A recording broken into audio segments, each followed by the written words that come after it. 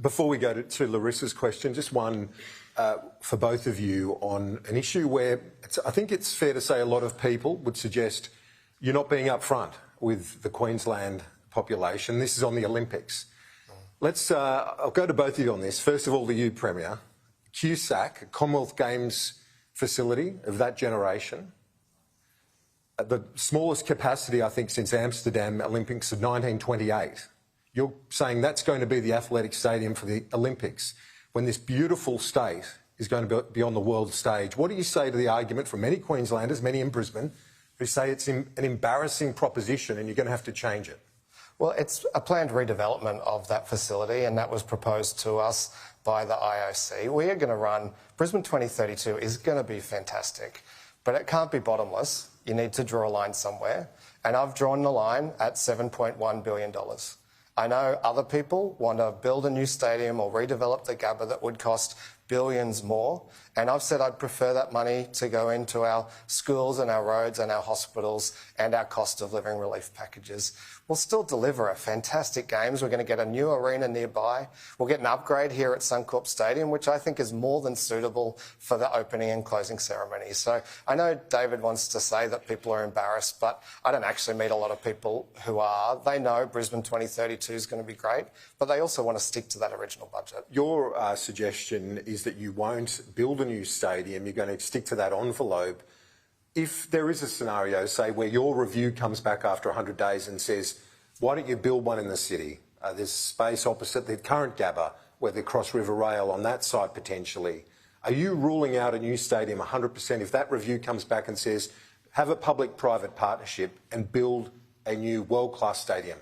Well, Kieran, firstly, if I can just address the Premier's comment, I haven't met anyone who isn't embarrassed by the prospect of spending over $1.5 billion on temporary stands at QSAC. People don't believe that's legacy, and they don't believe that's the right option with the eyes of the world on us. And I think deep down the Premier knows that, and it was a decision he made as Infrastructure Minister. After wasting 1,000 days, they needed a pressure relief valve and they just picked that site, and it doesn't make sense. Kieran, the whole notion of the Games was about generational infrastructure. So our terms is not new stadiums. We want generational infrastructure. But that doesn't mean that we can't have upgrade to facilities that people are proud of, and that doesn't mean that we can't have world-class venues. But the focus has to be on road and rail, on tourism, a 20-year tourism plan, using the Paralympic Games to create accessible cities.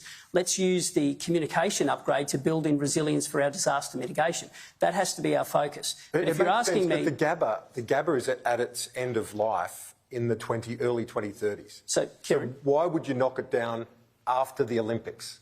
And our commitment is after nearly 1,200 days of chaos and crisis, we're asking for 100 days to do a review of the facilities and make sure that we can deliver a world-class Games within that funding envelope, but a Games that people can be proud of. And I can promise you we are not going to go and put it at QSAC, at temporary facilities, because the Premier made a mistake and released a So it's another question that David won't answer. Well, you've had 1,200 days and you've stuffed it up. Tell the people what your plan is. So 1,200 days. Are you proud of your record after 1,200 days? We're going to deliver a fantastic game. Lock in no, Eddie. But well, I answer questions. In 100 days, we'll sort out his mess. 100 days, we'll sort out his mess. Here's Larissa. Kieran, you actually stole my thunder. Oh, sorry. My question was actually about the Olympics. Run with it. Oh, I will. Thank you, Premier, and Opposition Leader Christopher Foley.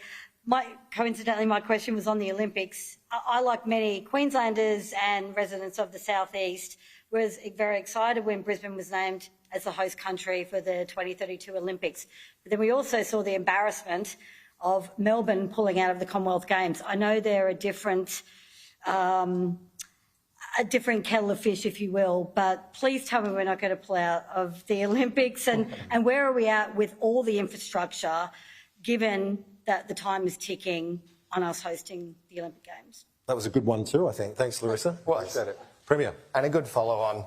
We have all of those venues progressing through a very deliberate process, so a planning process. Many of them have already gone out to tender. So the Moreton Bay facility, the Sunshine Coast facilities are on their way out to tender. And then others require more planning work. So the new arena at Roma Street is going to be amazing. That's a $2.5 billion project there at Roma Street. It'll be a new concert hall for the city after that. These games are going to deliver new venues right across the state, but the real benefit will come with the infrastructure, things like Sunshine Coast heavy rail and the ability to extend the metro into other parts of the southeast. So rest assured, despite what David says, it's going to be a fantastic Games. Well, it will be a fantastic Games, and hopefully a change of government will ensure we'll have the venues to deliver it. But Larissa, I want Queenslanders to be proud of the Games in every part of Queensland, and it will be special. And you need to know that it can be delivered on time and on budget, and it can create generational infrastructure. And one of the things that we've announced as part of it is a $250 million fund, which we're calling Getting Games Ready. And it's for grassroots sport. And we want that to be spread right throughout Queensland, because I want everybody to feel that this belongs to them. I remember as a kid growing up in country Queensland what Expo 88 did for our psyche as a state. We felt like, my goodness, this is our moment in the sun. Well, this is Expo 88 to the next level, and I want Queenslanders to be excited about it. And I know we can deliver that kind of generational infrastructure, and that's important to us, and I'm sure it's important to the state as a whole.